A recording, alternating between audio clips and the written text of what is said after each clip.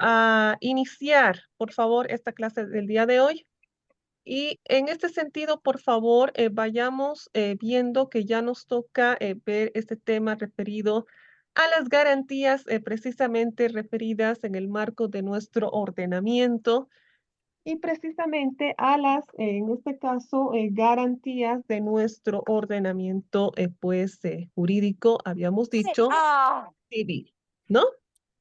Entonces, lo que vamos a ir ahora a dar un espacio de tiempo para iniciar en nuestro foro antes de continuar precisamente con el análisis que estamos viendo sobre y referido a las garantías.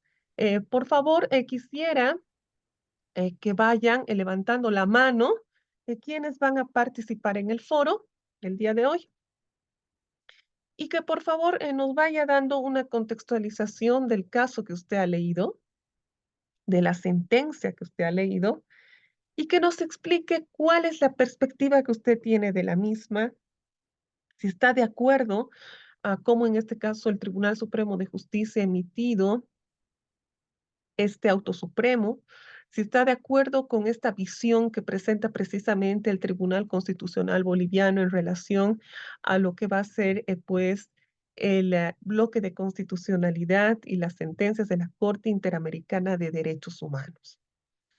Muy bien. En este marco, entonces, voy a ir dando la participación respectiva.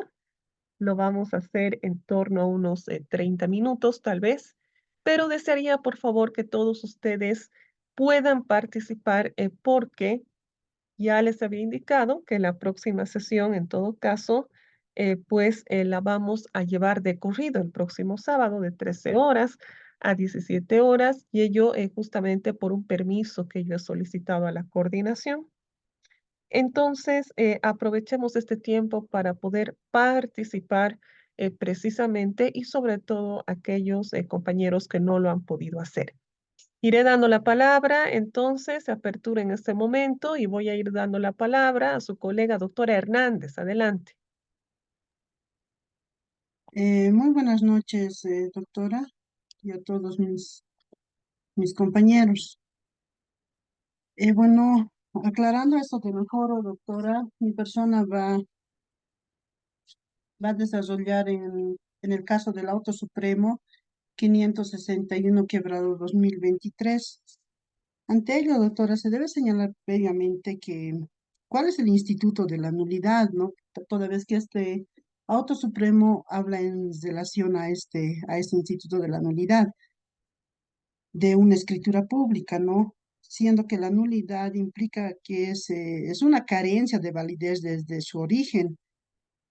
No son las razones que declara la nulidad, puede ser incluidos los vicios del consentimiento entre las partes, incumplimiento de requisitos legales, fraude, coacción y otras circunstancias que da la invalidez del documento bajo la normativa, bajo la premisa de la ley. En relación a ello, este auto supremo que ha sido recurrido señala que que dentro del proceso ordinario de escritura pública, eh, por simulación de cancelación, por registros de habilitación, partida de evolución del departamento en el que ha sido vendido bajo un protocolo de escritura pública. Ellos han señalado que la misma no tendría la firma del notario y del testigo, además de que estaría adulterado en la fecha, borrones, raspaduras, etcétera, ¿no? Más o menos ese es un contexto de los antecedentes. Allá debemos señalar que resulta equivocada, a mi pensar, esta demanda de la nulidad de un testimonio como documento público, ¿no? Lo que se ha denunciado en este auto supremo ha sido la omisión de efecto en la elaboración de este protocolo notarial por falta de firma, como se ha dicho anteriormente, raspaduras, etcétera. Pues estos aspectos deben ser resultados de una ley notarial, pues que este tipo de documentos donde se está demandando, ello no conlleva una nulidad, no más conlleva a una responsabilidad notarial, como señala este auto supremo. ya que conforme señala la ley del notariado, este tipo de situaciones debe tener simplemente una nota marginal al final del protocolo, que debe tener también, al tener la nota marginal, eso tiene que tener la firma y aprobación de las partes, bajo pena de nulidad. Ojo, doctora, que esto no es bajo pena de nulidad dentro del documento, como es en un contrato. Simplemente de la nota marginal sería la nulidad, no así de todo el documento de la escritura pública. Esto no sería una sanción de nulidad de esta escritura pública al tener estos aspectos, sino que simplemente sería la nulidad de la nota marginal.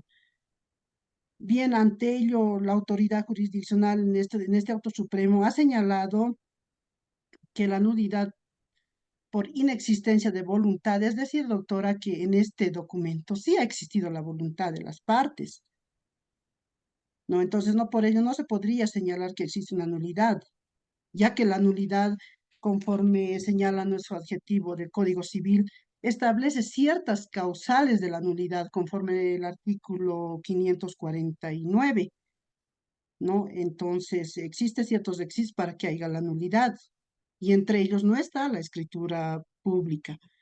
Ello quiere decir que en este caso, en el Tribunal Supremo, el recurrente ha confundido los conceptos del contrato con la escritura pública por la supuesta falsificación o adulteración del protocolo de escritura pública, ¿no?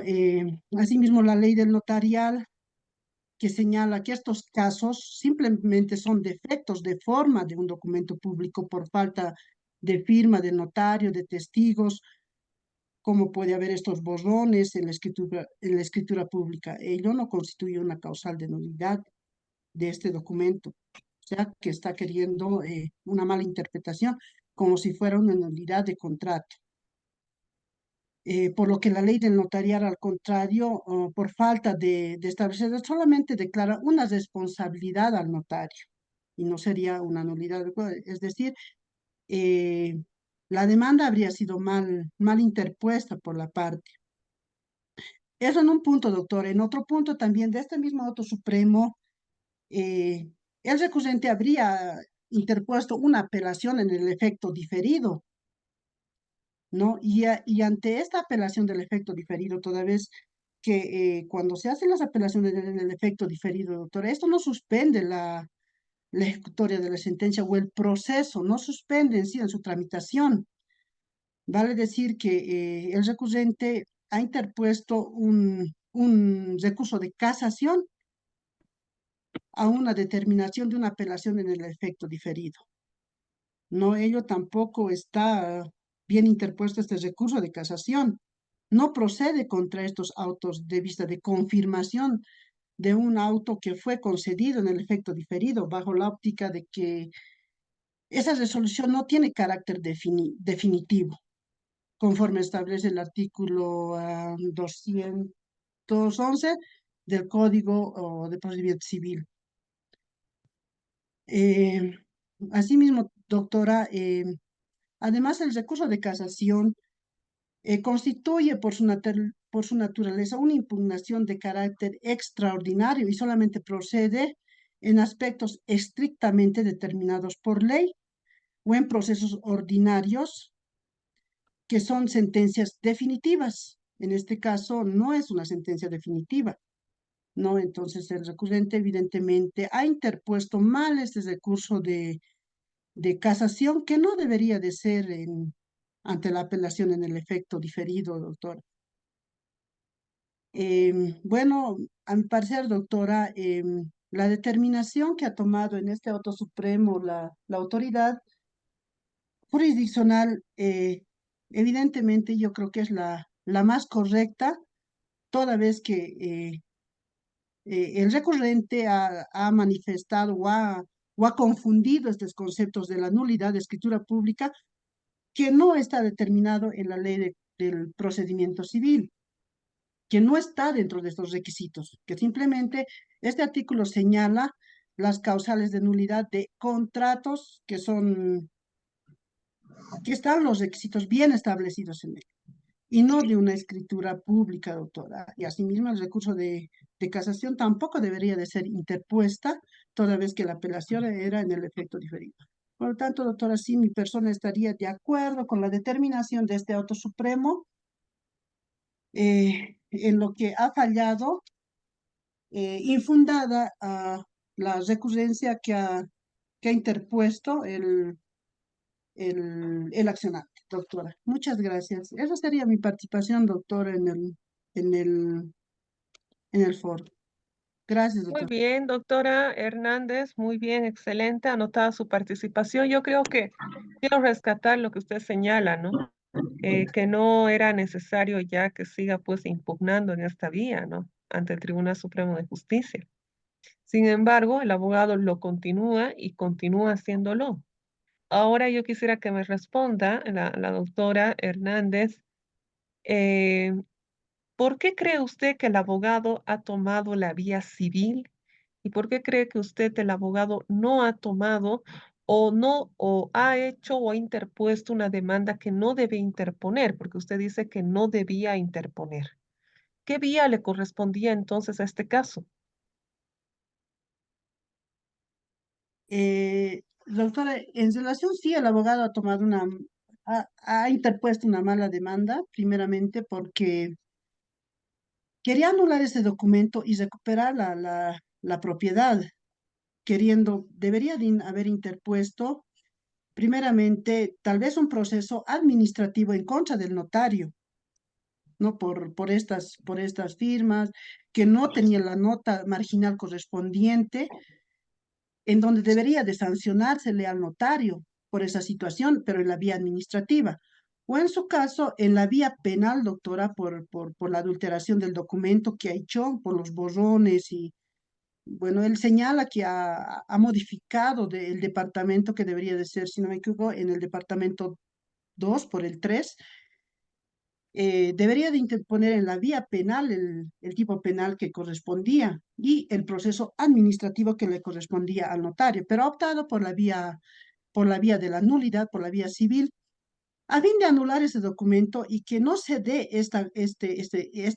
porque era un documento en donde le habían otorgado a uno el poder para poder vender ese departamento por la superficie entre uno y la diferencia del otro departamento.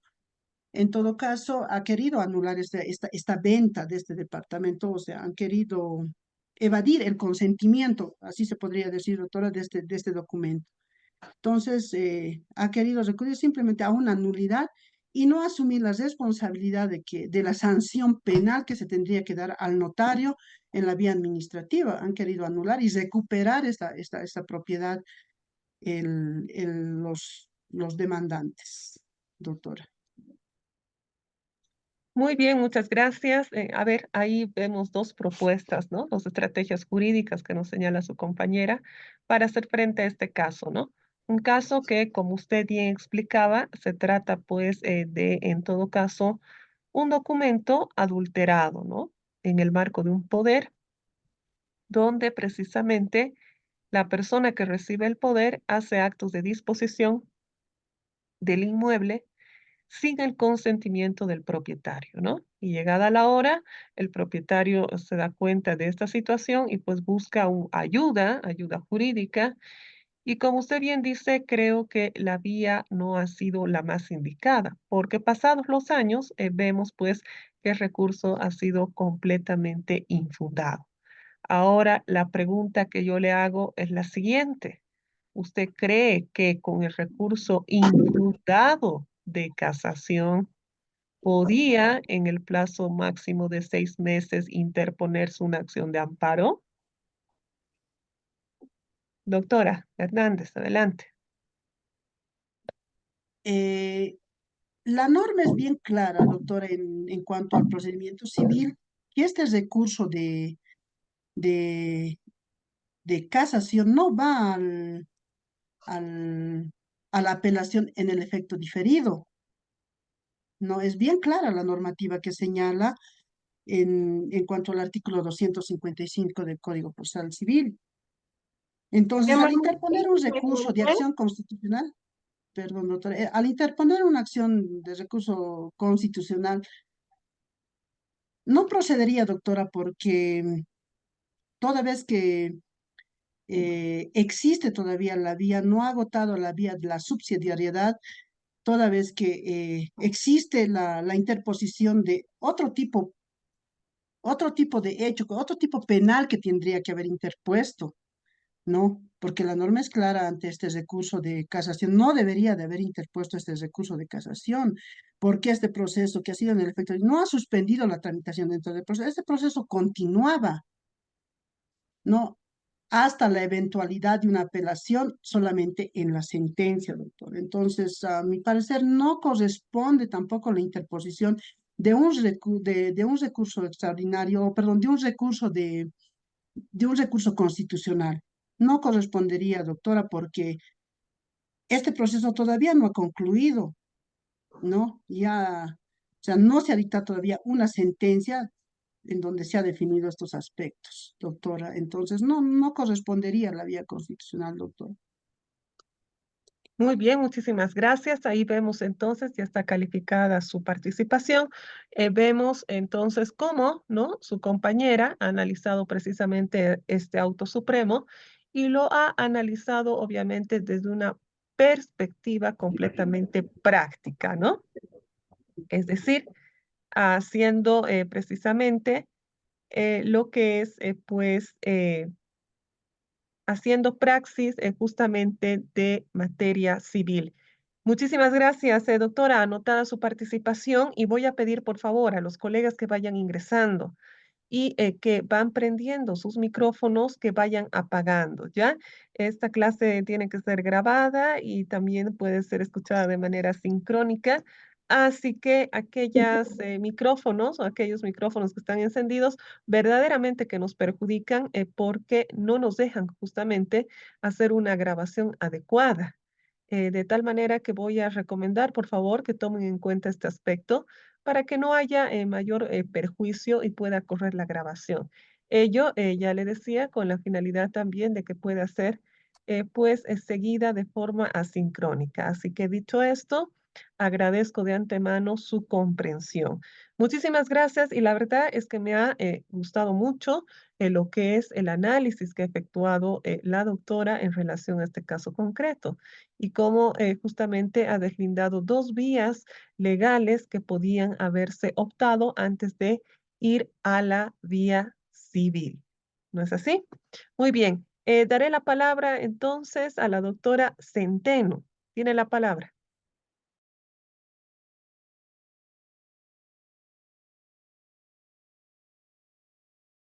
Reitero a la colega Mónica Centeno. Caso contrario eh, a su... ya, Doctora, buenas noches. Va a adelante, disculpar adelante. un problemita, ¿no? Buenas noches, doctora. Buenas noches, colega. Voy a hacer mi análisis del mismo auto supremo número 561 del año 2003. Eh, lo hago de la siguiente manera. Me parece que ante la problemática planteada para el cliente, en este caso, tenía un problema no solamente de que esté mal un documento o una escritura pública.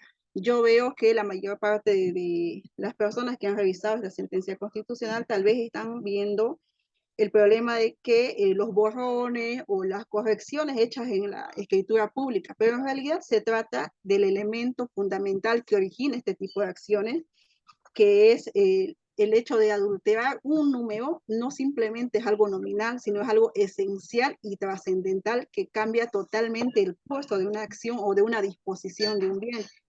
Debemos entender que este señor, el propietario del departamento de ambos pisos, en uso de su derecho propietario y en uso de su derecho dispositivo, tiene la facultad de otorgar poder a una persona para que pueda disponer de uno de los departamentos. Y el hecho de que el notario de fe pública sea de forma dolosa o no, hubiese cambiado la numeración del departamento, hace completamente, a mi percepción, hace que el poder sea completamente insuficiente o, en todo caso, carezca de la voluntad. Porque si bien la voluntad era de transferir un inmueble, la voluntad estaba dirigida a transferir un inmueble específico. Recordemos que los poderes tienen que ser específicos y no así generales. Uno no puede emitir un poder diciendo que se disponga de todos mis bienes. Debe identificar a cada uno de ellos en todos sus aspectos. Me parece que esa es la problemática, ¿no es cierto?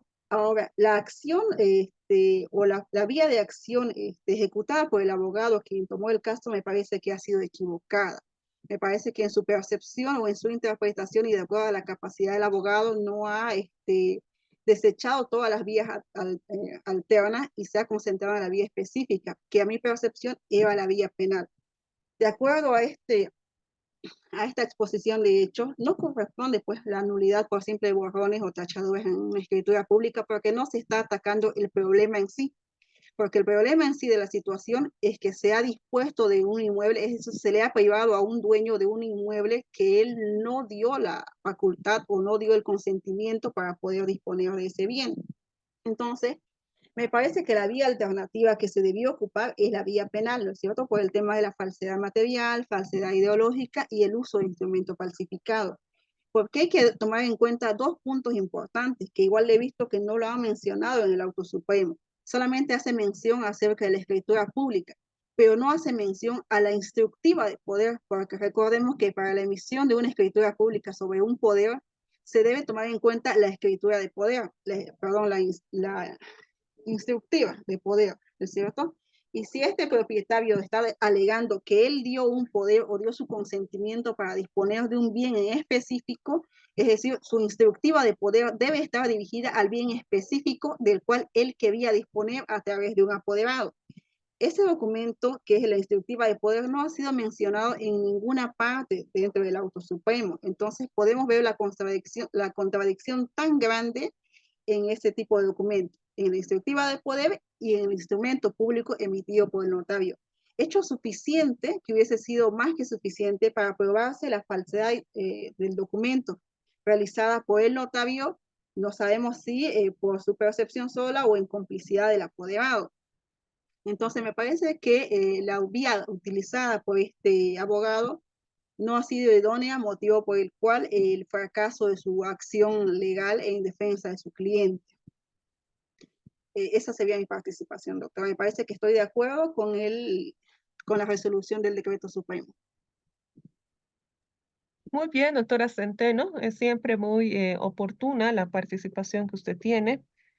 Mire, tal como usted señala, creo que el analizar un caso parte precisamente de llegar al fondo y no a la forma. Entonces, evidentemente, salta a vista que se ha privado justamente la posibilidad de, pues, este derecho propietario a quien le correspondía, ¿no? Y fíjense que cuando se inicia justamente la vía civil, como usted puede ver en el caso, ya deja prescribir la acción en vía penal. De tal manera que era importante que él analice, ¿no? O plantee a su cliente todas las posibilidades que se pudiera dar, ¿no? U otras alternativas. A la fecha, al día de hoy, este señor pues ha perdido, ¿no? Este inmueble y ya no lo ha podido recuperar más. Fíjese que lo llamativo también es que se dio lo que es un estudio de peritaje, si mal no recuerdo, donde evidentemente saltó el borrón, la sustitución del número y todo aquello. Pero semejante estudio al final no tuvo mayor repercusión porque como usted verá, estaba o se trataba de una demanda mal planteada, mal enfocada, partiendo precisamente, creo yo, de este principio que resalto de su compañera, de la doctora Centeno, de poder hacer justamente un análisis sobre el fondo de la controversia jurídica y no solamente sobre la forma. Y sobre el fondo, resulta que estamos ante, pues, una ilegalidad que bien puede subsumirse o encuadrarse en vía penal. E inclusive analizarse también pues un proceso en contra del notario. Pero vemos que este peritaje que se realiza, como le digo, muy rimbombante en el marco justamente de las actuaciones del abogado, tampoco llega a tener una mayor incidencia porque la estrategia legal estaba evidentemente no bien planteada. Y a la fecha, como verá, es un señor que perdió justamente este inmueble y que a la fecha tuvo que levantar las manos y se quedó justamente con esta injusticia y tampoco a la fecha quiere poder iniciar otro tipo de acciones o situaciones porque el abogado le cobró bastante caro, ¿no? Por cada una de los recursos y de las eh, apelaciones que hizo, era un mínimo, si mal no recuerdo, de $1,700. Entonces, fíjese cuán importante es precisamente hacer este planteo antes de darle al cliente justamente el abanico de opciones que se tiene para poder arribar o llegar a una pronta solución jurídica, ¿no? Y en este caso, pues, no jugar tampoco con falsas expectativas que al final van a derivar, obviamente, en fracasos rotundos. Pero sí rescato lo que usted señala de que se debe analizar el fondo de la controversia jurídica, el fondo de la ilegalidad, en este caso, el fondo, en este caso, de este hecho ilícito y no tanto así, pues, en la forma, ¿no? De que se borró o no se borró, sabemos lo que sucedió, pero ¿para qué sirve, no? Realizar un tremendo estudio de peritaje si al final, pues, la vía errónea no va a permitir llegar a ningún punto. Ahí va el análisis jurídico, crítico, reflexivo que debe tener y también, pues, la sinceridad y la ética de cada profesional. No sé si la doctora Centeno quiere agregar algo más. ¿Está con el micrófono encendido? Sí, doctora, en este sentido debo precisar muchas veces que como abogados litigantes nos vemos en una controversia que es muy frecuente en nuestro ámbito, que a veces tenemos un cliente y uno de forma honesta le explica sus mejores opciones, sus presupuestos de gasto y aquello que se puede conseguir con cada acción determinada, pero por lo general nos vemos a veces en situación de desventaja con abogados que no tienen cierta ética profesional y le permiten o le ofrecen al cliente soluciones más rápidas, más prácticas aparentemente y de menor costo, a sabiendas de que no van a dar el resultado adecuado o tal vez creen tener el resultado adecuado, pero están erróneos en su interpretación. Entonces muchas veces nos vemos en esa situación de sentir la presión de obtener o no obtener un caso, pero en realidad creo que vale más el hecho de ser honesto con el cliente, darle las proyecciones de la posibilidad de ganar, porque en todo juicio hay una posibilidad de ganar y hay otra posibilidad de perder. Si fuese todo ganar, no habría juicio, ¿no es cierto? Entonces, en ese sentido, vale más ser honesto y darle una crítica o darle una opción real, porque después nos topamos con este tipo de acciones y el desprestigio para el profesional que ha prometido un resultado es tremendo. Puede tener una trayectoria impecable, pero al haber cometido este tipo de errores en un caso específico, pues lamentablemente queda su nombre dentro de las acciones civiles o dentro de los recursos y ya ha ganado cierto desprestigio en su ámbito profesional. Esa sería mi contribución, doctora. Muchas gracias. Muchísimas gracias, doctora, y pues ya tiene su calificación en este foro. Le agradecemos y daremos la palabra ahora a nuestro colega, a nuestra colega, doctora Sierra. Adelante. Colega Sierra, Sierra, tiene la palabra o en su defecto, por favor, estaremos atentos y atentas para participar, ¿sí? O en su defecto vamos a ir dando la palabra a su colega. Doctor Escobar tiene la palabra. ¿Cuál de los dos casos ha analizado? Mil disculpas. Ahora sí. Muchas gracias, muy buenas noches. De la misma manera, al igual que las colegas que me antecedieron, mi persona ha realizado el análisis de el Auto Supremo 561 quebrado 2023. He podido, bueno, para no redundar y quizás repetir lo mismo que han dicho mis anteriores colegas, ver algunos análisis que me parecen importantes en estos puntos. Por ejemplo, es evidente que esta no era la vía adecuada para poder interponer esta nulidad este tema de simulación, el tema de, más aún, el tema de daños y perjuicios y demás, cuando en los hechos, y esto a mí me parece muy importante, cuando una autoridad judicial decide tomar cartas en el asunto, es decir, conocer un caso, evitar el tema de los rigorismos, que antes eran muy notables, se puede decir, en la administración de justicia, antes de la actual condición política del Estado, ¿no? Sin embargo, debemos entender que las autoridades jurisdiccionales no son robots, sino que van conociendo los casos y van dándose cuenta de qué es lo que sucede actualmente en cada uno de los procesos. En este caso, bien, la parte recurrente señala la existencia de un sobrescrito, esto que constituiría probablemente alguna adulteración que lo vuelve falso. Sin embargo, si bien de la pericia que se realizó se establece esos fallones y demás, hay un punto que a mí me parece muy importante que se menciona, que es este principio de la autonomía de la voluntad de las partes, dando a entender que básicamente es facultad de cualquier particular en su pleno consentimiento, en su plena convicción, poder suscribir contratos, poder realizar el tema de documentos, contratos, etcétera, esta escritura pública inclusive, en plena voluntad. Es decir, no está siendo obligado, no, no se debe tal vez a algún impulso externo que se está realizando esto, sino que es algo que él mismo.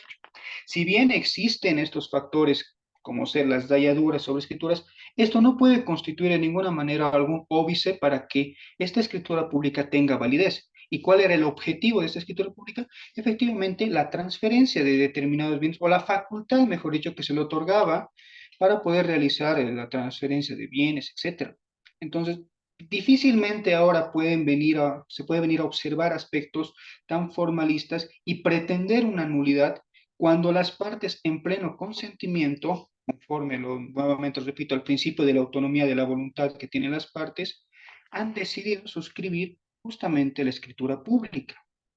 Se hacen cuestiones, o sea, para mí las observaciones que se realizan son observaciones muy detalladas y no son las únicas, sino yo en lo particular, digamos, tratando de poner bastantes ejemplos, he visto casos, por ejemplo, en materia familiar, en una comprobación, mejor dicho, determinación de bienes gananciales, en las cuales la parte demandante menciona una matrícula de su demanda, en su petición menciona otra matrícula diferente a otro bien inmueble.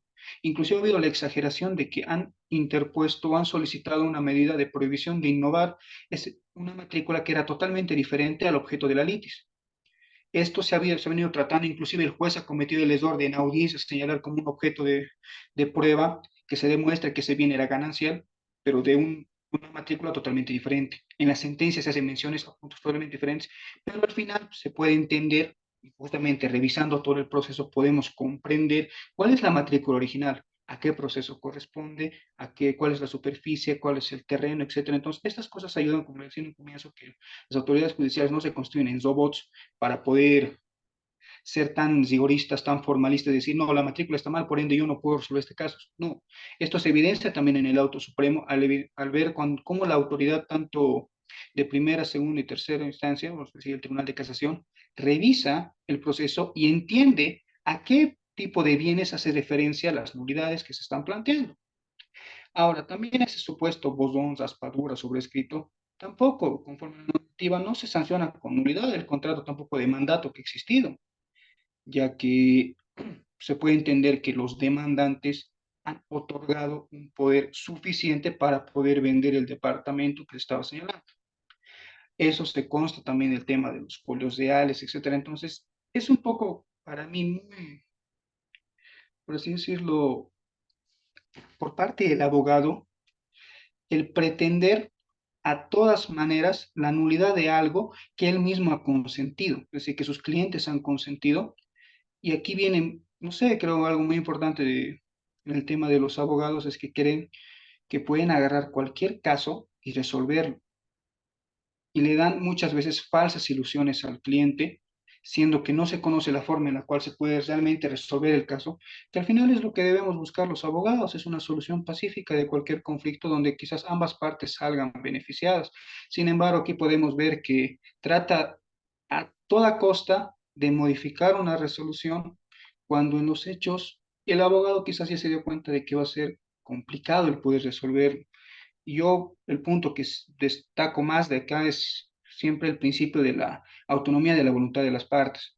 El tema de que pueda haber algunos errores de escritura, la falta de nota marginal, etcétera, no puede de ninguna manera modificar la intención que han tenido las partes de querer suscribir esa escritura pública. Ese sería mi aporte, doctorita. Excelente, muchísimas gracias, doctor, con el ejemplo también que nos propone.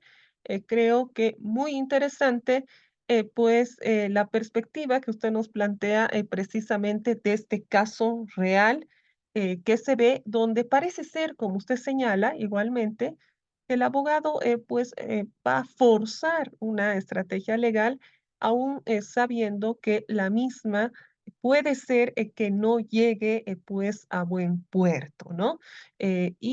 También esta forma de entender ya el proceso, no tanto como usted señalaba con ritualismos y un montón de situaciones de carácter formal, sino entender el fondo, la sustancia y el derecho en sí litigioso, ¿no?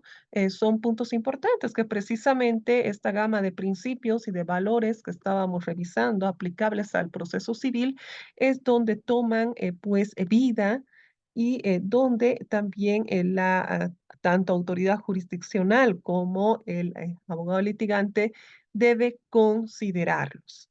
Entonces, le agradezco la participación y el ejemplo que también nos propone. Creo que eh, pretender demandar de nulidad precisamente este hecho que para mí es ilícito, no tenía mayor razón de ser, ¿no?